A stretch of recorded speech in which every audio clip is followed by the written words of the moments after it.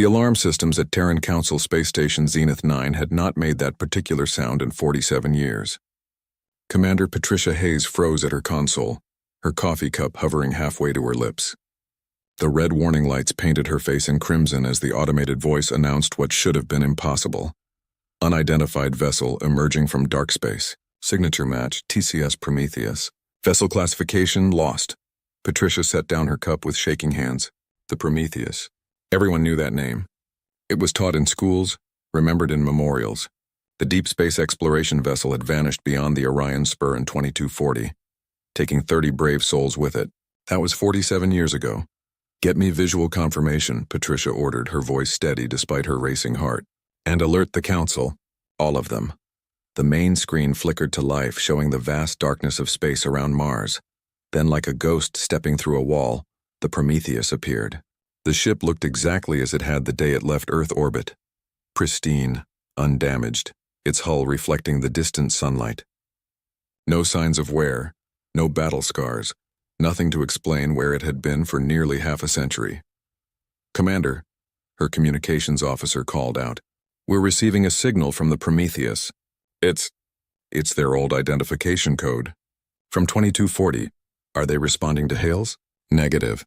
The signal is automated. They're not answering any direct communication attempts. Within an hour, the space around Zenith 9 was crowded, not just with human ships, but with vessels from across the galaxy. The reptilian Iskarish Empire sent 3 warships. The Collective, a hive-minded species that communicated through quantum entanglement, dispatched their observer sphere. Even the ancient Vadran Ascendancy, who rarely involved themselves in galactic affairs, sent a delegation. Everyone wanted to know, where had the Prometheus been? Patricia led the first contact team herself. They crossed the empty space between Zenith 9 and the Prometheus in a small shuttle, suited up and armed, though no one knew what they might find. The Prometheus's airlock opened at their approach, as if the ship had been expecting them. Inside, everything was perfect. Too perfect. The corridors were clean, the lights worked, the air was breathable. It looked like the crew had just stepped away for a moment. Patricia's team moved through the ship in silence, their footsteps echoing in the empty halls. They found the crew in the cryo-sleep chambers. All 23 survivors. The mission had lost 7 people to various accidents over the years, according to the records they found. But these 23 were alive, frozen in time, their vital signs stable. Wake them, Patricia ordered. Carefully. They've been under for, we don't know how long. But when her tech team tried to access the ship's computers, they found almost nothing. The entire database had been wiped clean. Navigation logs, scientific data, personal journals, all gone. Everything except one file, sitting alone in the root directory. The file was named, Do Not Follow Our Route. The first person to wake was Dr. Sarah Chen, the ship's chief scientist. Her eyes opened slowly, confused as the cryo-sleep chamber hissed open. Patricia was there helping her sit up. Dr. Chen, can you hear me? You're safe. You're back at Mars orbit. Sarah's eyes focused on Patricia's face. Mars, but we were only gone for 6 months. The mission was supposed to last 3 years. Patricia's throat tightened. Dr. Chen, what year do you think it is? 2241. We left in 2240, spent 6 months exploring the outer regions past Orion. Why? Doctor, Patricia said gently, it's 2287. You've been gone for 47 years. The color drained from Sarah's face. Behind them, other crew members were waking up, all of them confused, all of them asking the same questions. Captain Marcus Webb, the mission commander, was the last to wake. He listened to Patricia's explanation with growing disbelief. That's impossible, he said. We would remember. We kept detailed logs. He trailed off, a strange look crossing his face. The archive. We found the archive. The Galactic Council convened an emergency session. Representatives from every major species filled the massive chamber on Earth. Humanity had only been part of the galactic community for 20 years, and it had been a rocky relationship. Many species viewed humans as dangerous, unpredictable, too young and reckless to be trusted with advanced technology. And now, a human ship had returned from somewhere unknown, its crew talking about discoveries that made even the ancient species nervous. The Prometheus crew was kept in a secure medical facility on Luna, while the Council debated. Teams of scientists studied them, trying to understand what had happened. The crew members showed no signs of aging beyond the 6 months they remembered. Medical scans revealed something strange. There were microscopic structures in their bodies that shouldn't be there, woven into their neural tissue like delicate spider webs. During her 5th interrogation session, Dr. Sarah Chen sat across from a Vedran investigator. The Vedran were tall, elegant beings who had been exploring space when humans were still living in caves. They treated younger species with a mixture of patience and condescension. Dr. Chen, the investigator said in perfect English, "You must tell us what you found. The Council has the right to know. Humanity's place in the galactic community depends on your cooperation." Sarah stared at her hands. They looked the same as they always had, but she could feel something different inside her. A knowledge that hadn't been there before, an understanding that scared her. "We found them," she whispered. "We found the ones who came before." The investigator leaned forward. "Who? What did you find?" Sarah looked up, and there was something in her eyes that made the ancient Vedran uncomfortable. It was fear. Deep primal fear. "The predecessors," Sarah said. "The civilization that came before all of you. Before the Vedran, before the Skaresh, before everyone. They built an archive in the void between, the empty space on all your charts. They left everything there. Their history, their technology, their warnings." "Warnings about what?" Sarah's voice dropped to barely a whisper. "About what's coming back." The secure research facility on Luna was built into the moon's surface, hidden from view and protected by the best security technology Earth had. Inside, Dr. Sarah Chen sat in a white room, surrounded by scientists and security officers who watched her every move. "Tell us about the archive," the lead investigator said. He was human, a gray-haired man named Dr. James Mitchell who had spent his career studying ancient civilizations. From the beginning, Sarah closed her eyes, remembering. The memories felt both distant and immediate, as if they had happened yesterday and a lifetime ago. "We were exploring the region past the Orion Spur," she began. "It's marked as empty space on all the galactic charts. Every species calls it something different. The void between, the dead zone, the nothing. We wanted to know why. Why would such a large area of space be completely empty? We found it 3 months into our mission. At first, our sensors couldn't even detect it. The structure was so massive, so far beyond anything we understood, that our instruments didn't know what they were looking at. Captain Webb thought it was a sensor malfunction." Dr. Mitchell leaned forward. "What was it?" "A library," Sarah said. "A vast archive built by the predecessors. It was bigger than Jupiter, made of materials we couldn't identify. The whole structure was designed to last forever, waiting for someone to find it." She opened her eyes, looking directly at the investigator. "They left it there on purpose. They wanted to be found. They wanted someone to know what happened to them. The recordings from the Prometheus showed what happened next. Captain Marcus Webb had led a team into the archive, wearing pressure suits and carrying enough equipment to survive for weeks if needed. The entrance had opened at their approach, as if the structure recognized them as intelligent life. Inside, they found rooms that stretched forever. Walls covered with data storage units, billions upon billions of them. Each one contained information in formats they could barely understand. But the archive was smart, it adapted to them. Within hours, it began presenting information in ways they could read. "The predecessors were a galaxy-spanning civilization," Sarah continued.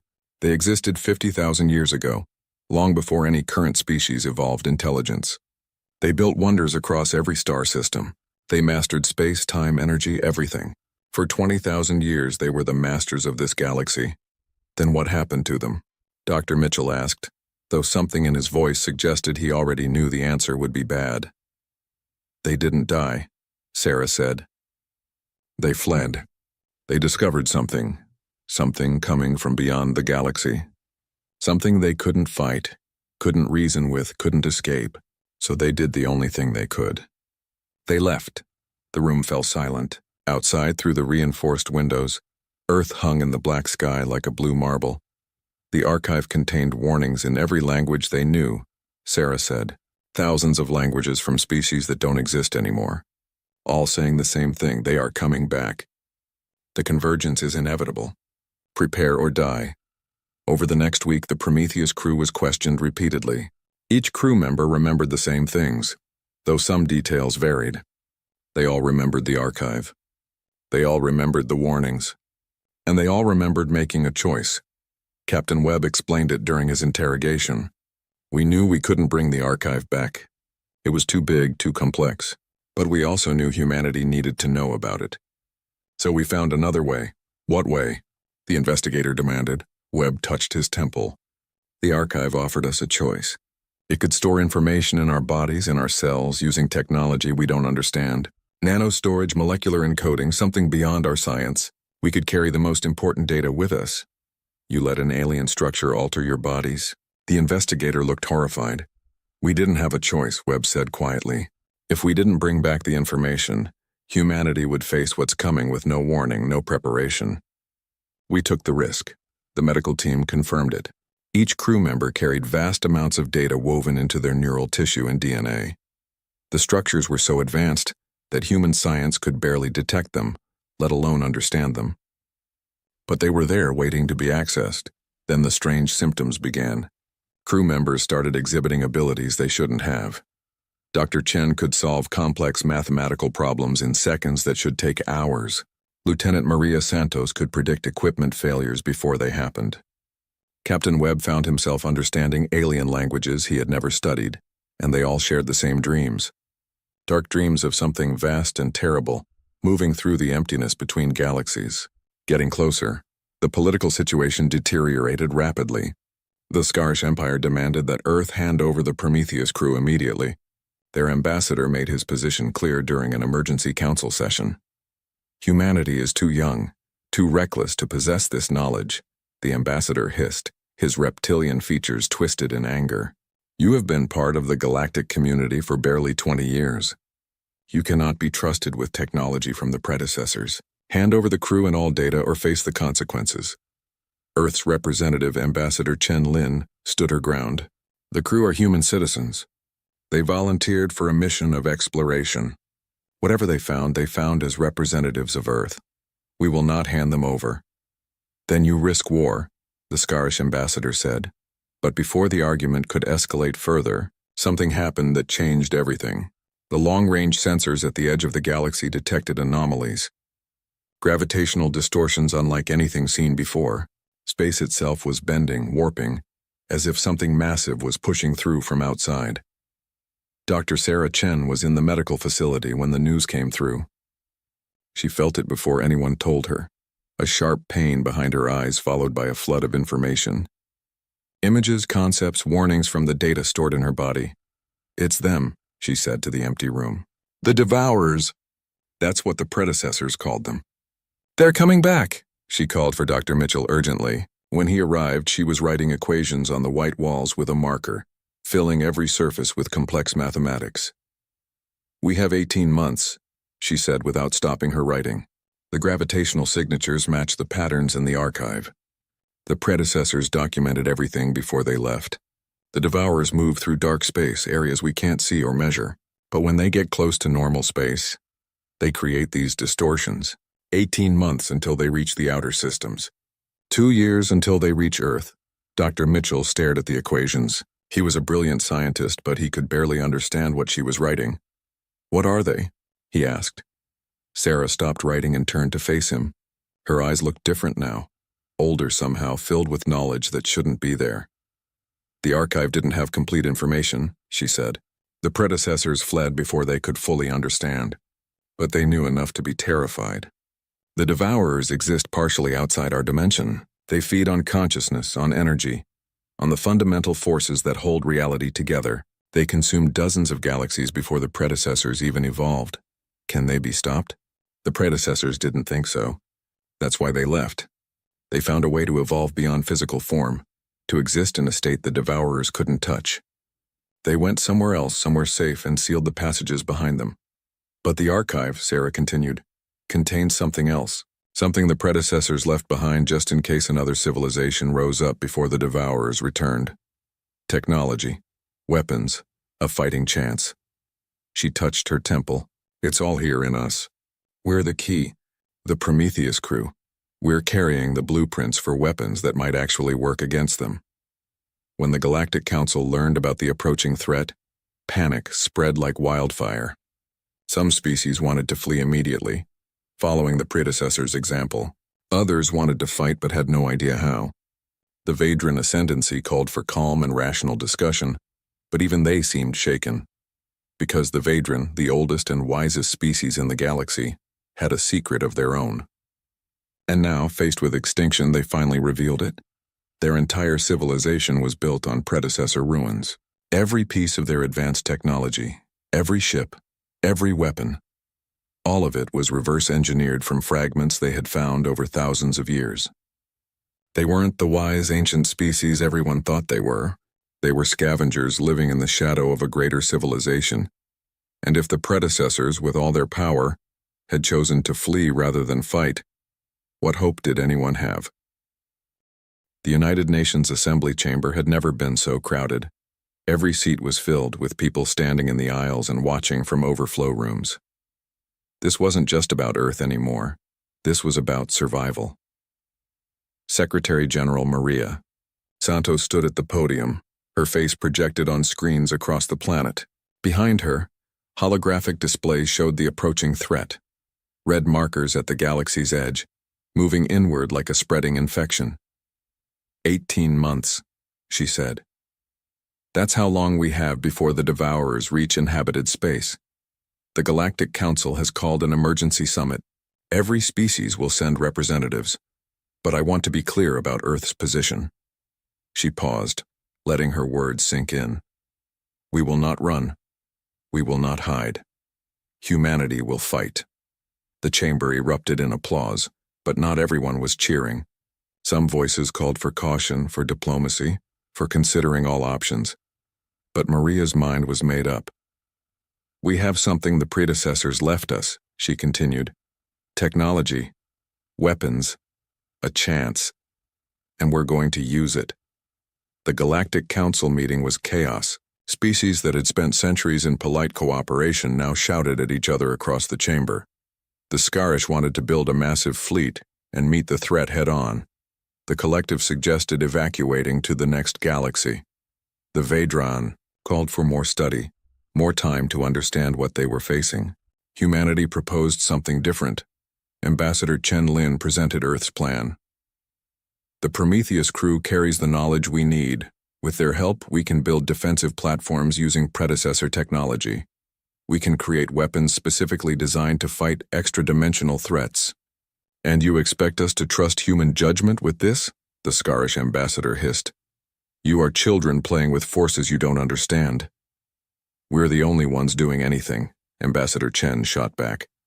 While you debate and argue, we're taking action. We're building.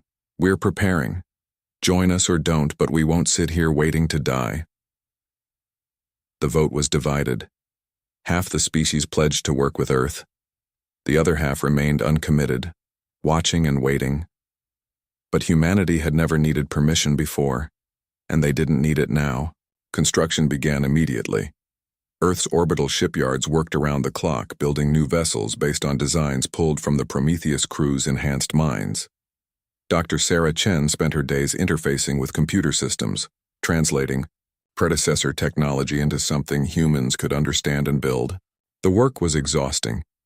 Every day, Sarah felt the information flowing through her like trying to drink from a fire hose. The nanostructures in her brain allowed her to access knowledge, but it came with a price. Headaches, disorientation, moments where she couldn't remember if she was Sarah Chen or something else. Captain Webb experienced similar problems. The military had put him in charge of training crews on the new predecessor hybrid ships. The vessels were unlike anything in the human fleet. They responded to thought as much as physical controls. Only the Prometheus crew could fully interface with them. We're becoming something else, Webb told Sarah one evening as they reviewed construction progress. The more we access this knowledge, the less human we feel. Sarah nodded. She had felt it too. Like standing at the edge of a vast ocean, feeling the pull of deep waters. The predecessors left instructions, she said quietly, not just for weapons, for transformation. They showed us how they evolved, how they became something the Devourers couldn't touch. Could we do the same? Maybe, but we'd have to be willing to give up everything we are. Our physical bodies, our individual consciousness. We'd become something entirely new. Webb was quiet for a long moment. Let's hope it doesn't come to that. Not everyone on Earth supported the military buildup. Protests erupted in major cities. People carried signs saying, "Peace, not war," and "Don't sacrifice humanity." They argued that working with alien technology was changing what it meant to be human, that Earth should focus on evacuation rather than confrontation. But the protesters were in the minority. Most humans looked at the approaching threat and made the same choice their ancestors had always made when faced with extinction: fight back. 3 months into the construction effort, the first attack came. Not from the Devourers. They were still months away. This attack came from within. A group of extremists from multiple species, calling themselves the Preservation Front, launched coordinated strikes against Earth's shipyards. They believed that using predecessor technology was unnatural, that it would corrupt and destroy the civilizations that employed it. Better to die pure than live as monsters, their leader proclaimed in a broadcast sent across the galaxy. The attacks were coordinated and devastating. 2 orbital platforms were destroyed. Hundreds of workers died. But Earth's response was swift and brutal. Human security forces, working with loyal alien species, tracked down the extremists within weeks. The trial was quick. The terrorists were sentenced to life imprisonment, and construction resumed with even greater urgency. 6 months before the projected arrival of the Devourers, Dr. Sarah Chen made a breakthrough. She was working late in her lab when suddenly the knowledge she had been accessing clicked into place. She understood. She called an emergency meeting with Earth's leadership. Captain Webb, Ambassador Chen, Secretary General Santos, and the heads of every major space agency crowded into a secure conference room. "I know what the Devourers are," Sarah said without preamble. "The predecessors had partial data, but I've been able to reconstruct more from the fragments in my memory." She brought up a holographic display. It showed something that hurt to look, had shapes that existed in too many dimensions, colors that shouldn't exist. "They're not aliens in any sense we understand," Sarah explained. "They're living concepts, entities that exist partially outside normal space-time. They feed on dimensional energy, the fundamental forces that hold our reality together. Consciousness, matter, space itself. Everything is food to them. The predecessors encountered them 50,000 years ago. The Devourers had already consumed dozens of galaxies. They move slowly, taking centuries to fully devour a galaxy, but they're unstoppable. Every weapon the predecessors used just fed them more energy." "So how do we fight them?" Secretary General Santos demanded. Sarah hesitated. "The weapons in the archive. They're not designed to kill the Devourers. They're designed to wound them, to drive them away temporarily. The predecessors created them as a delaying tactic, something to buy time for their escape." The room fell silent. "You're saying we can't win," Webb said quietly. "I'm saying the predecessors couldn't win, but they were trying to save their entire civilization. We only need to save this galaxy. If we can drive the Devourers back, seal the dimensional passages they used to travel, we might survive." "Might," Santos repeated. "What are the odds?" Sarah met her eyes. The predecessors estimated a 12% chance of success for this strategy, but they never tried it. They chose to leave instead. 12%, Santos said. Better than 0. Then came the day that changed everything. The sensors detected something wrong at the galactic rim. Stars were going dark, not exploding, not collapsing, just vanishing, as if they had never existed. Dozens at first, then hundreds. The Devourers weren't coming slowly anymore. They had accelerated. The Galactic Council convened an emergency session. Even the species that had refused to help now begged for Earth's aid. The Scarish Emperor himself contacted humanity directly. "We were wrong," the Emperor said, his pride clearly wounded. "Humanity has shown courage while we showed fear. The Empire places all our resources at your disposal. Tell us how to fight." Similar messages came from species across the galaxy. Everyone understood now. There was no escape, no time to flee. There was only one choice: stand and fight together or die alone. The combined fleet began assembling. Human ships equipped with predecessor weapons, Scarish warships providing muscle, Vedran vessels carrying their ancient knowledge. Even, the collective contributed their hive consciousness to coordinate the defense. And at the center of it all were the 23 members of the Prometheus crew, each one serving as a living interface between the old technology and new desperation. 3 weeks before the estimated arrival, Dr. Sarah Chen received a message. Not through any communication system, the knowledge simply appeared in her mind, drawn from the data stored in her cells, a final gift from the predecessors, a secret they had kept hidden even from their own people. There was another way. The first contact with the Devourers came without warning. A patrol fleet near the galactic rim simply stopped responding. Then their life signs vanished, not dead, just gone, as if they had never existed. Captain Marcus Webb stood on the bridge of the restructured Prometheus, now a hybrid vessel combining human engineering with predecessor technology. The ship hummed with power that felt alive, responding to his thoughts as much as his commands. "All ships, battle stations," he ordered. "This is not a drill." Around him, the combined galactic fleet moved into defensive positions. Thousands of ships from dozens of species united for the first time in history. Human vessels with their predecessor weapons, Scarish warships bristling with conventional arms, Vedran cruisers carrying ancient defensive technology, the collective sphere ships humming with coordinated consciousness. And then they saw them. The Devourers were not ships or creatures in any normal sense. They appeared as tears in reality itself, dark wounds in space where the laws of physics broke down. Looking at them caused pain, as if the human brain couldn't process what it was seeing, shapes that existed in too many dimensions, colors that had no names, movements that defied geometry. They moved through space like sharks through water, and everywhere they passed, matter simply ceased to exist. Stars blinked out, planets dissolved, even light seemed to die in their presence. "Fire at will," Webb commanded. The fleet opened up with everything they had. Conventional weapons, missiles, energy beams, kinetic projectiles, hit the Devourers and passed through them as if they weren't there. The weapons didn't miss. They traveled through the targets and kept going, hitting nothing. "Conventional weapons are useless," the tactical officer reported. "They're not fully in our dimension. The projectiles are going through the empty space where they should be." The Scarish fleet suffered the worst casualties. Their commander, refusing to believe weapons could be ineffective, ordered a full assault. 300 warships charged forward, firing everything they had. The Devourers simply passed through them. Where mighty warships had been, there was nothing. Not wreckage, not debris, just empty space, as if the ships had been erased from reality. "All ships fall back," Webb shouted.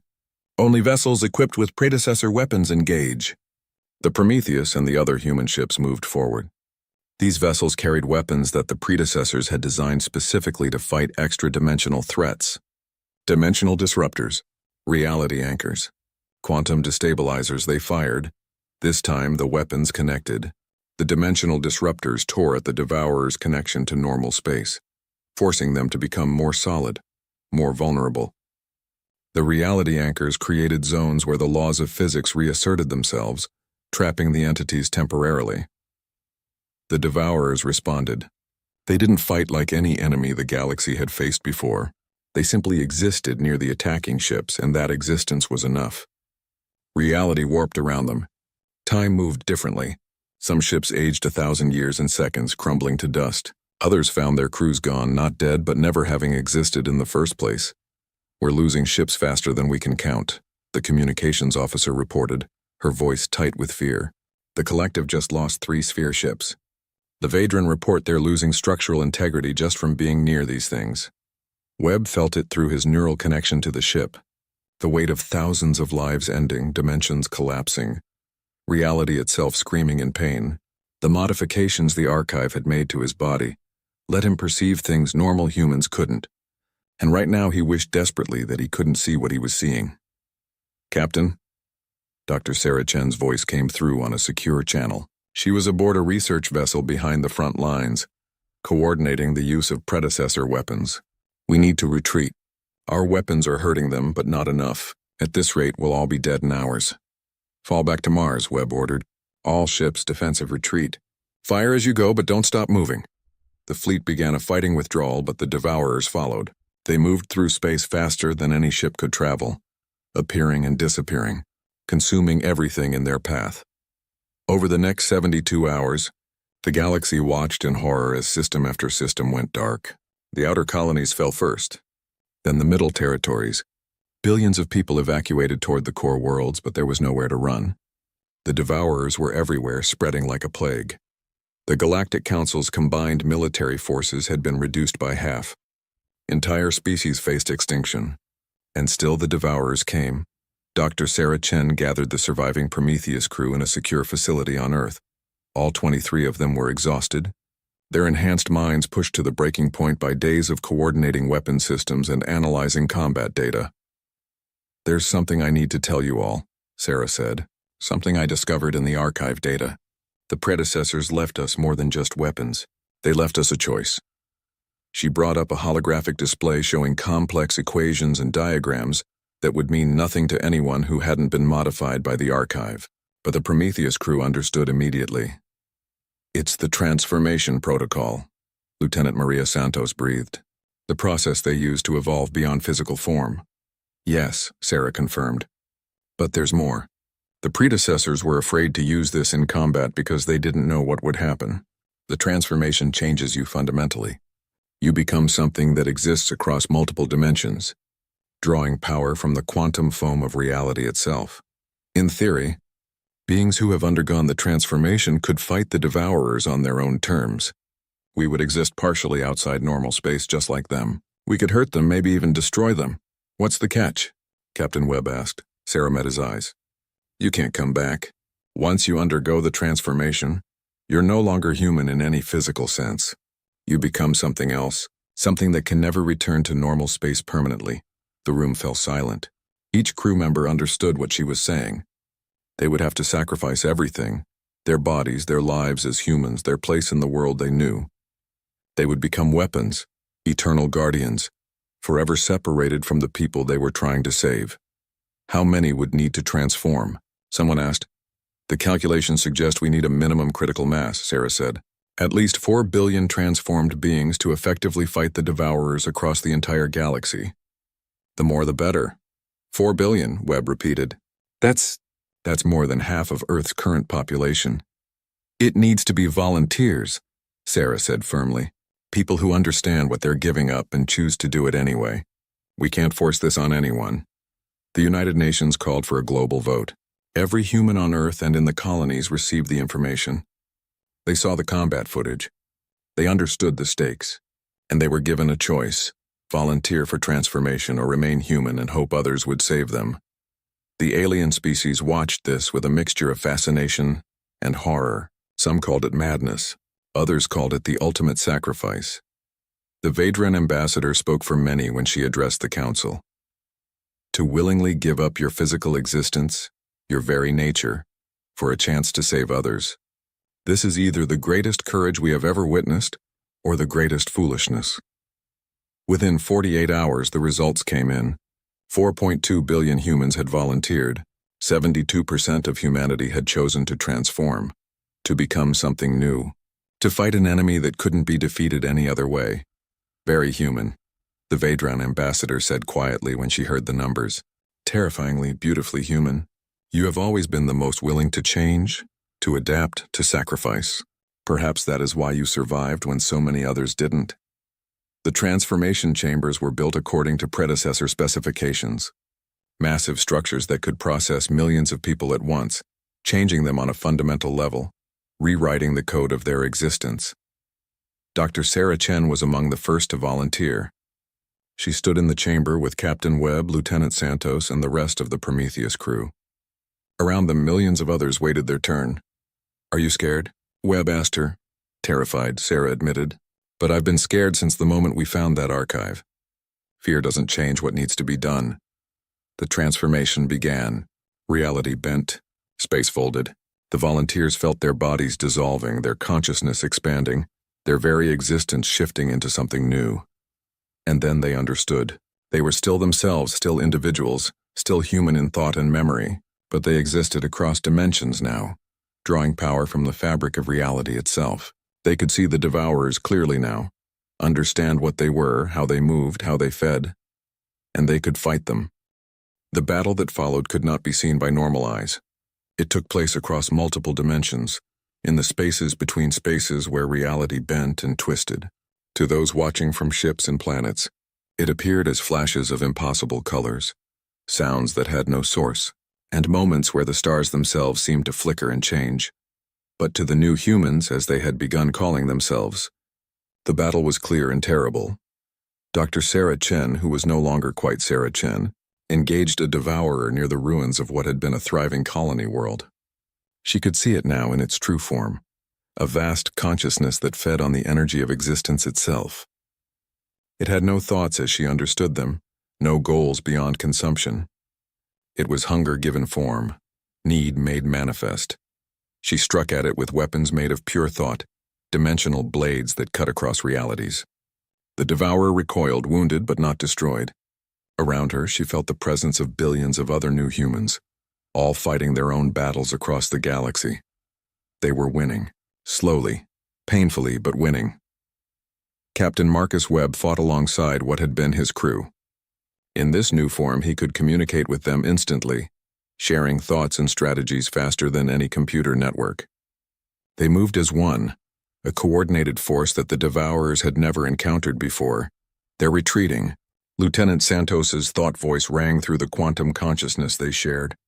Sector 7, the Devourers are falling back. Webb felt it too. The tide was turning. The Devourers, for the first time in their ancient existence, were facing beings who could match them. Beings who existed across dimensions just as they did, but who fought with purpose and coordination the Devourers lacked. The battle raged for weeks in normal time, though for the new humans it felt both longer and shorter. Time was strange in the spaces they now inhabited, but gradually, inexorably, they pushed the Devourers back. The turning point came when Sarah discovered something the predecessors had never known. The Devourers were not invincible. They were parasites existing by draining energy from other dimensions. But if you could seal those dimensions, cut off their food supply, they would weaken and eventually fade. We need to collapse the rifts, she communicated to the other new humans. Seal the passages between dimensions permanently. It's the only way to stop them from returning. Can it be done? Webb asked. Yes, but it requires power. A lot of power. We'll need to channel energy from across the galaxy. Focus it through the quantum foam that connects all of reality. It will hurt. Maybe destroy some of us in the process. Then we do it, Webb said simply. We didn't come this far to stop now. The new humans gathered their strength. 4 billion transformed beings spread across the galaxy, all focusing their power toward a single purpose. They reached into the fabric of reality itself, grasped the dimensional barriers that the Devourers used to travel, and pulled them closed. Reality screamed. Space folded. Time stuttered.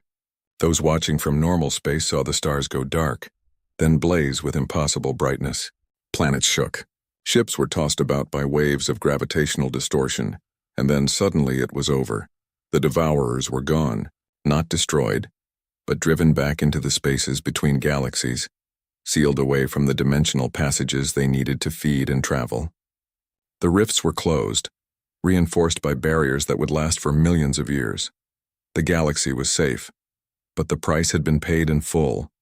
Dr. Sarah Chen felt herself settling into her new existence.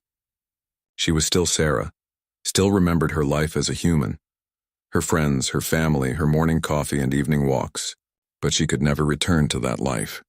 She existed now in the spaces between, forever watching the dimensional barriers, making sure the Devourers never returned. She reached out with her transformed consciousness and found Captain Webb. They stood together, if standing was the right word, in a place that was everywhere and nowhere. Do you regret it? Webb asked. Sarah considered the question. Below them, though below had no meaning here, she could see Earth, blue and beautiful and alive. On its surface, 2 billion humans continued their lives, saved by the sacrifice of their transformed brothers and sisters. No, she said. We're still us. We're still human where it matters. In our courage, our choice to protect others, our refusal to accept extinction, we just had to become something more. One final communication came from the new humans to their unchanged siblings. It was broadcast across every channel, in every language, to every species in the galaxy. We are still here. We are still human. We watch the barriers and guard the gates. Live well, build wonders, reach for the stars. We sacrificed our physical forms, but we did not lose ourselves. We became what we needed to be, and we would make the same choice again. The message ended with a single, beautiful thought that every being in the galaxy felt at the same moment. This is humanity's gift to the galaxy, the willingness to become whatever survival demands. Without losing who we are, the galaxy began to rebuild. The war had been devastating. Entire systems had been lost, billions had died, and civilizations had been shattered. But they survived, and survival meant hope. Earth became a place of pilgrimage. Beings from across the galaxy came to see the homeworld of the species that had saved them all. Some came to give thanks. Others came to try to understand what would drive an entire species to sacrifice themselves so completely. The remaining humans built monuments to their transformed kin. Not graves, because the new humans weren't dead. They were out there in the spaces between spaces, forever watching, forever protecting. The Galactic Council underwent massive changes. The old hierarchies based on age and power collapsed. In their place rose a new understanding, that courage and sacrifice mattered more than ancient wisdom. That being willing to change was more valuable than clinging to the past. Humanity, though reduced in number, was given a permanent seat on the council. Not because they were the strongest or the oldest, but because they had proven themselves willing to do what others wouldn't. They had adapted when adaptation was necessary. They had changed when change was the only option. The Scarish Emperor personally apologized to Earth's ambassador. "We called you reckless," he said. "We called you dangerous and unpredictable. We were right, but we failed to understand that those qualities can save a galaxy as easily as they can threaten one." The Vadran Ascendancy shared all their accumulated knowledge freely now, no longer hoarding their predecessor technology.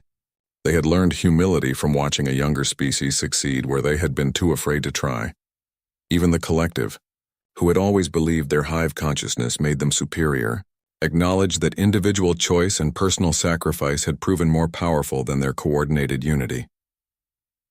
50 years after the war ended, a new vessel was launched from Earth orbit, the TCS Prometheus II, named in honor of the ship that had started everything. This new Prometheus was built with both human and alien technology, crewed by volunteers from a dozen different species. Its mission, to explore the unknown regions of space, to discover what lay beyond the mapped territories, to boldly go where no one had gone before. The captain, a young human woman named Maya Webb, granddaughter of Marcus Webb, stood on the bridge as they prepared to launch. She knew her grandfather was out there somewhere, watching from between dimensions, proud of what humanity had become. As the ship's engines powered up, Maya recorded the traditional captain's log, her voice steady and proud. "Captain's log, TCS Prometheus II, first entry. We launched today into the unknown, carrying with us the lessons our transformed kin taught the galaxy. The predecessors taught us that sometimes running is necessary, but humanity taught everyone else something more important, that adaptation is survival, that change is strength, and that sacrifice can save the future. We learned that you don't defeat extinction by staying the same. You defeat it by being willing to become whatever you need to be." 4 billion humans gave up their physical existence to save the galaxy. They became something new, something powerful, something eternal, and they did it by choice. That's humanity's real gift to the galaxy. Not weapons or technology or bravery. It's the understanding that survival sometimes demands transformation. But transformation doesn't mean losing yourself. We changed because we had to, but we stayed human where it mattered most, in our courage, our curiosity, and our absolute refusal to give up. Whatever comes next, whatever challenges we face in the depths of space, we'll face them the way humanity always has, together and willing to evolve. Because that's who we are, that's who we've always been. This is Captain Maya Webb of the TCS Prometheus II, beginning our journey into the unknown. To those who watch from between dimensions, to those who sacrificed everything to give us this chance, we won't waste it. We'll live, we'll explore, we'll grow, and we'll never forget what you gave us. The ship launched, accelerating toward the edge of known space. Behind it, Earth spun peacefully in the void. Above it, Invisible to normal sight, the new humans kept their eternal watch. And in the quantum spaces between dimensions, Dr. Sarah Chen smiled with very human satisfaction. They had done it. They had saved the galaxy. They had proven that humanity's greatest strength was not their weapons or their technology, but their absolute refusal to accept defeat. The Devourers were sealed away. The dimensional barriers would hold for millions of years, and if they ever weakened, the new humans would be there waiting, watching, ready, forever changed, forever human, forever free.